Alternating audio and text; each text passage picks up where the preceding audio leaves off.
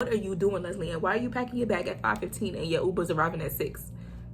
I was in the Uber putting in the last braid in my head. Like, the lady was talking to me, I'm putting the last braid in my head. I had a session with my therapist one evening, and she was like, well, my cousin just got hired for TSA, so maybe check TSA, I think they're hiring. And they were. And so I was simultaneously doing the process for JetBlue and for TSA. Way too much food for me, y'all know that, but I'm gonna eat anyway. This is the setup. It's really, really nice in here.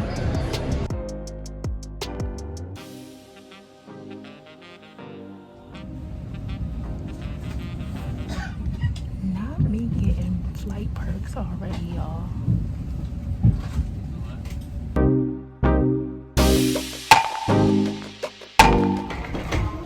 What's up, my energies? Good morning. I am on my way to Florida, Orlando, for training. I was hired by JetBlue, and so I'm on my way for 2 weeks of training to be an Airport Operations Crewmember. Exciting stuff. Not me getting flight perks already, y'all.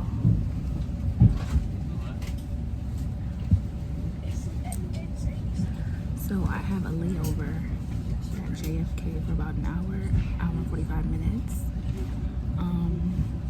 And I tried to reach out to somebody so that they could bring me some food while I'm in New York, but he playing, so it's fine. I guess I'll just sit in the airport and wait for my connecting flight when I get there. Yeah, I have so much to tell you guys. I'm gonna take a moment and sit down and catch everybody up when I have a chance.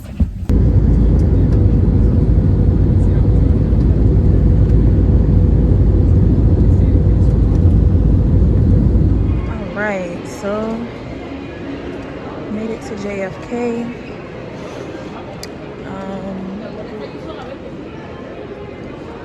My flight is actually delayed, so I'm supposed to get here and then leave at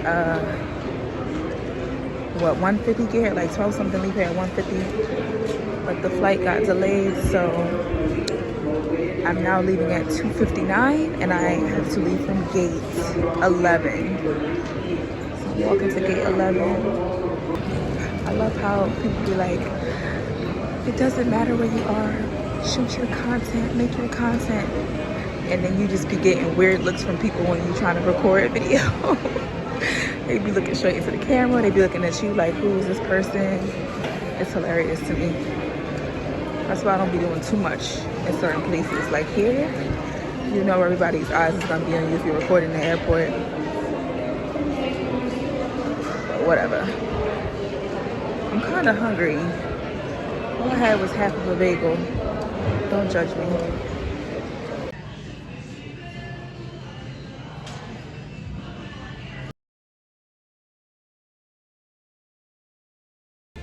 It is 5:55 and I just arrived. I know that rhymes because my rhymes be on time.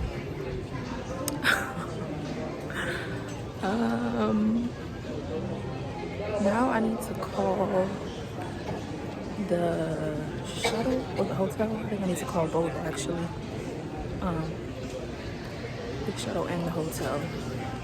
So there was supposed to be, or there is, a barbecue happening, like the first day barbecue or whatever for new employees. It's happening like right now at 6 o'clock. I just want to go into the room and go to sleep. Like, I just want to sleep. I mean, I'm hungry too, so I kind of want to get some food, but I just want to sleep.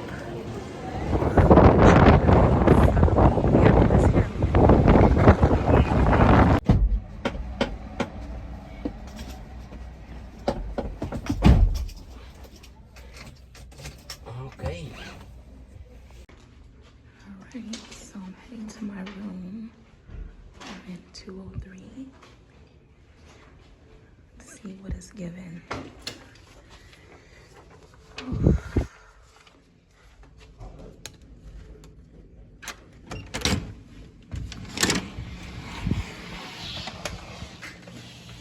Oh, okay.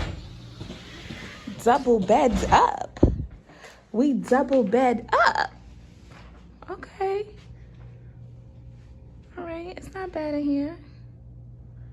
It's decent. It is decent. Okay. Lots of space. I don't know why I thought I was just getting a one big bed. That's crazy. Okay, so let me give y'all the briefest rundown I can give y'all because I am tired. I want to shower. I want to get a shuttle over to JetBlue University and get some food in my system and meet people and see what's going on. But yeah, so I think back in February, you guys know that I quit my job as a teacher. I started applying for jobs everywhere. I was on Indeed heavy. I'm always on Indeed heavy. That's always my go-to for job postings. And so a few airlines were hiring. I think I applied to JetBlue, United.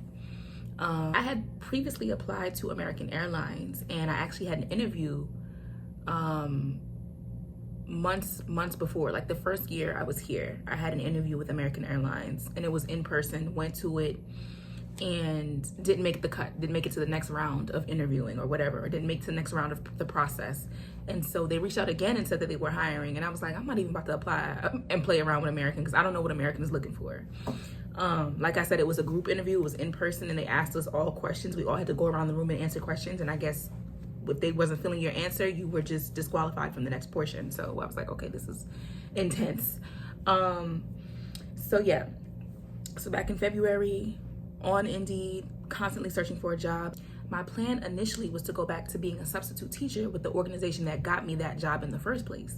But that process was taking forever. It was like I was a rehire and I had to do all this paperwork and all these different things that I had already done. I had already done fingerprints to work at the school. I had already done the mandated reported training to work at the school. So I'm like, why do I need to do all of this again? Don't y'all have that on file? Anyway, literally maybe 2 days ago, they finally were able to, there was a delay with the fingerprinting for that particular job. And so because of that, I wasn't able to pick up any shifts or anything because I had to do the fingerprinting all over again. At this point, I've already gotten hired by JetBlue. I'm like, I'm not even worried about this. And the school year is almost over. So why would I even waste my money? Because I had to pay my own money to go get the fingerprints done. And then they would reimburse me. I'm like, the school year is almost over. I don't have the money to waste, honestly. Yeah, no. But I applied to JetBlue back in February. I also applied to TSA because, as you guys know, I'm in therapy. And I had a session with my therapist one evening, and she was like, well, my cousin just got hired for TSA, so maybe check TSA. I think they're hiring. And they were. And so I was simultaneously doing the process for JetBlue and for TSA.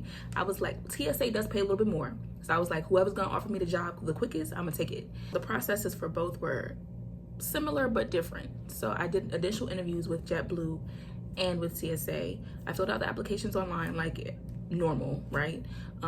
They reached out to me and they wanted to set up Zoom interviews or online virtual interviews. So I did both of my interviews for TSA and for JetBlue virtually. And then they wanted me. So the process began for both positions. So with TSA, you had to do a background check, drug test.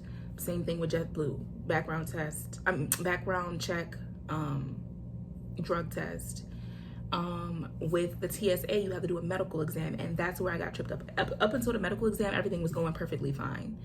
And TSA was actually moving a little bit more aggressively to like hire me. So I was like, okay, well, maybe I'm just gonna end up going with TSA. The reviews for being a TSA agent were not that great, to be honest, and you don't get any flying perks. There's no perks to it.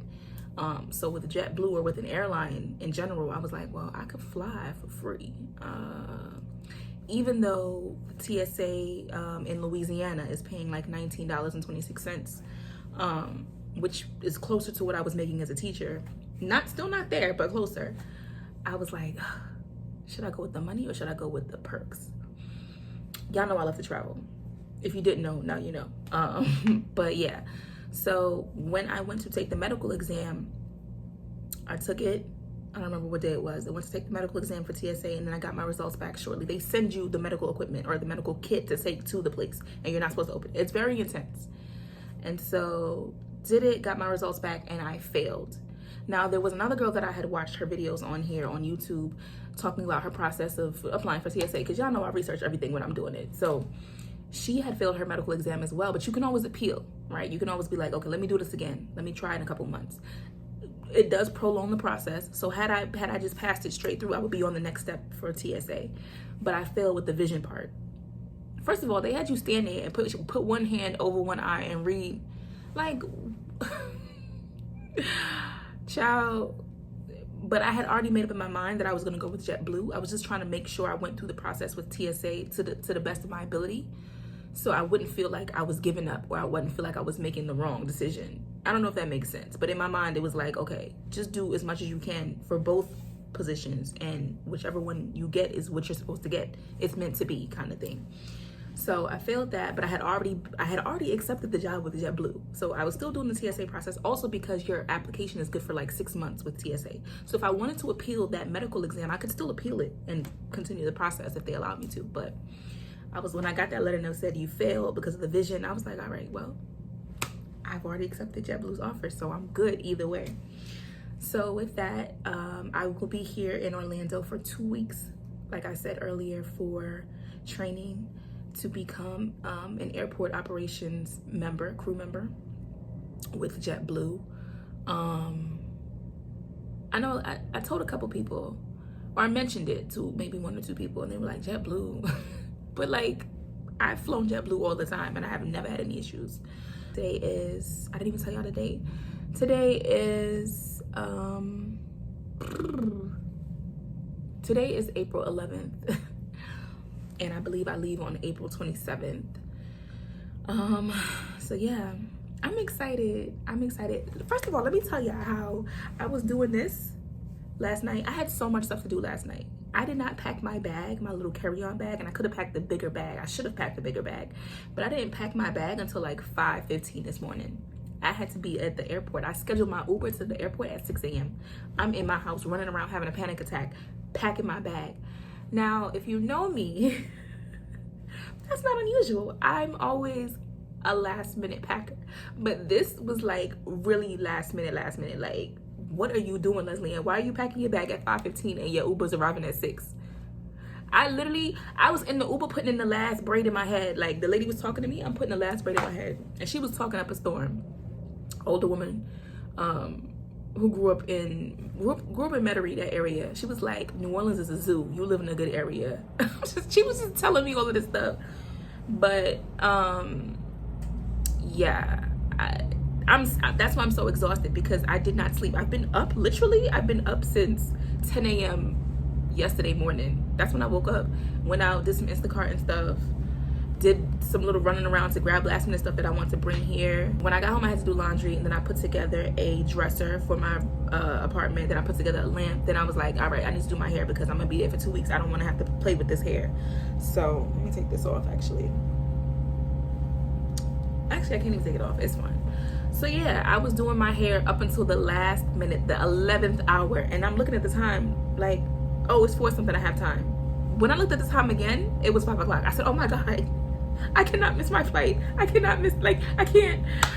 Jumped up, started running around, had 1 braid left in the top of my head that I had to do. I was like, well, I'm gonna put the hair in my bag and I'm gonna put the braid in while I'm in the car, in the Uber. And that's exactly what I did. Exactly what I did. Like, what? So yeah, that's been the process today. I actually met one of the supervisors when I went to MSY, which is the airport in Louisiana. They called me over the speakerphone at the gate. He was like, can we have Leslie Ann Eccles report to the podium? Leslie Ann Eccles. And I got up mad slow, because I'm like, first of all, that's not even how you say my last name. So then I walked over there and was like, hi, someone called Leslie Ann Eccles up here. And he was like, oh, I said Eccles. It's I mean, I guess it was close enough, but no cigar. I was like, yeah, no cigar. Like, don't play with me. That's not my last name. Say my last name right. But yeah, he was cool. I forgot what his name was. I really did. And we were up there chatting, right? Just chatting. And then the people people at the gate were just like sitting there looking at me, probably like, who is she? Like, why is she talking to him? And they chatted it up. And then I got to board first. I was like, okay. I was like, okay. That's been my experience thus far. It's gonna be a long 2 weeks, y'all. I can feel it, and not in a bad way. It's just gonna be probably a lot of information that I have to like retain and all that kind of stuff. Like I'm at a university, like I'm at school learning this job, because working for an airline is no joke. It can be very intense. Even he said, you know, have you had any, the supervisor that I met today, he was like, do you have any airline experience? And I was like, no. I was like, plenty of customer service experience, but no airline experience. He was like, well, it can be a headache, but it's worth it. I was like, well, I mean, I can believe that. I can believe that. Y'all know people don't play with their time, their money, or their food. So time and money goes into booking a trip and flying somewhere, and you delayed my flight, what? My flight is canceled, what? I can't get a refund, what? Like, I can only imagine. And we've all seen videos on social media about people freaking out or going off on people at the gates and at the ticketing booth and all that kind of stuff. So I'm not afraid though. I've literally worked customer service my entire life, with the exception of being a teacher, which is also kind of a form of customer service if you really think about it. Having to interact with little people, children, having to interact with their parents, having to interact with staff and administration. Any form of interaction with other people outside of yourself, outside of your friends, outside of your family, your comfort zone, is customer service to me, because I don't know you and you need something, you're requiring something from me that I may have to go above and beyond to get for you, or whatever the case may be. So it's all customer service really. But I'm done rambling. I'm about to call this shuttle and see what's going on, see if I can head over there and get some food. I don't know if I want to take a shower and then go, or if I want to, I don't know. I'm gonna figure it out and I'll let y'all know, or I'll record if I can. I don't know if I can while I'm there, so stay tuned. All right, so I'm dressed. It is 7:29. The barbecue started at 6. I called to order a shuttle to go over there, and the girl was like, well, it started at 6, and she said it, but I took it as like, why are you still trying to come here? So she was like, I can send you a shuttle. What location are you at? I guess there's 2 hotels of the same franchise that they're using to host people. And so I had to look that up really quick and see what street it was on. And then she was like, okay, I can send one at 7:45. And I was like, well, is that too late? I don't want to come if everything's going to be over. And she was like, no, it's going till about 9 o'clock. So I'm like, oh, okay. You know, let me go and get myself a little plate. I really have not eaten anything at all substantial today. I could just easily go out here and get something, but I kind of want to go over there and like meet people and see who's going to be, you know, I'm going to be training with basically. So this outfit y'all have already seen. I literally wore this in my last video. Don't care. Y'all know I don't have no clothes. So yeah, it's just this dress. Ooh, I'm like trying to back up. So yeah, I am just waiting. I'm going to go downstairs. She said to be outside about 5 minutes beforehand. So I'm gonna go downstairs soon. I think tomorrow we have our orientation. So we'll be doing our our photo IDs and all that kind of stuff tomorrow morning, bright and early. Like I think 6:45 is the call time. I'm saying call time. Y'all know what I mean. I think 6:45 is the time that we have to be there. So I'm gonna have to wake up. I'm gonna have to go to bed really early. Yeah, I'm a night owl. So, but I am tired. So I should be able to knock out and be comfortable. I can never sleep on a plane. I just can't. Even when I have my neck pillow, I'm never comfortable on a plane. Never. And I love to travel. I will go anywhere, but I cannot sleep on that plane. I'll doze off a little bit. But to sleep peacefully like some other people be doing, you might have to slip me an Ambien, because I don't know. It doesn't work for me. Yeah. Sorry. So yeah, child, I was trying to do my eyebrows and I had a raise, you know those little razors? I cut my face up like I just need to eat something and go to sleep. Obviously I'm gonna take my phone with me. I'm gonna see if I can record anything and see. I don't know, I don't wanna be that person. There is another girl who has a YouTube channel who trained with JetBlue, and she's a flight attendant, and I've seen a couple of her videos. But she couldn't record everything, obviously, because most of it's in the hotel. She's talking about her experience during the day in hotels. So obviously with training, I don't intend to record anything there, but the little festivities that they have, maybe, I don't know. I'll take my phone. If I look like a crazy popping my phone out talking about, hey y'all, I'm just gonna put it away. I'm just gonna put it away. I'm not embarrassing myself. First day here. So yeah. It's 7:33. I'm about to start heading downstairs.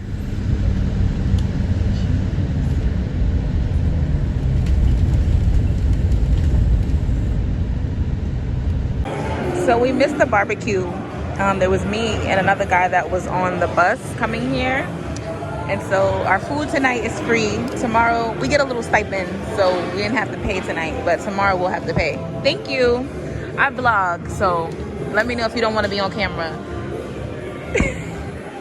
You heard me?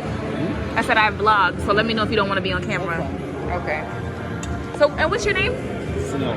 Sanel? Yeah. Okay, I'm Leslie Ann. Nice to meet you. So we're about to dive in. This is way too much food for me. Y'all know that, but I'm gonna eat anyway.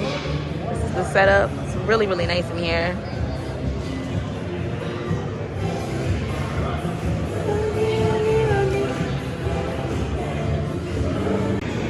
This is all that I was able to eat. Pretty much the protein, obviously.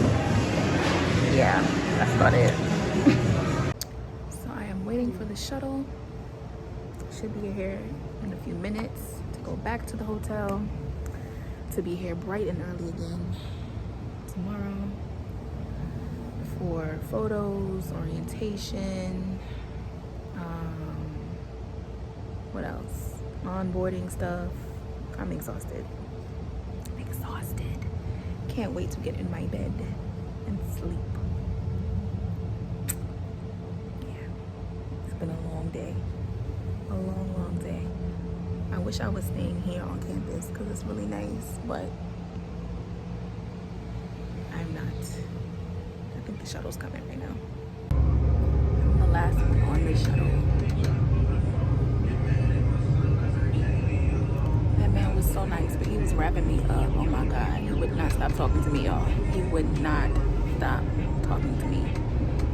He's a pilot and a dispatcher. He actually leaves on Thursday. He was telling me about his experience, and he's based out of New York. And he's West Indian. I picked that up the moment he opened his mouth, but yeah. So, child. Oh my house is right here. Look at that. Right next to his. So yeah, he was wrapping me up. Like, we sat together and he started talking to me as soon as we got off of the shuttle at JetBlue U, right? And I'm like, oh, he's West Indian. Wrapping me up.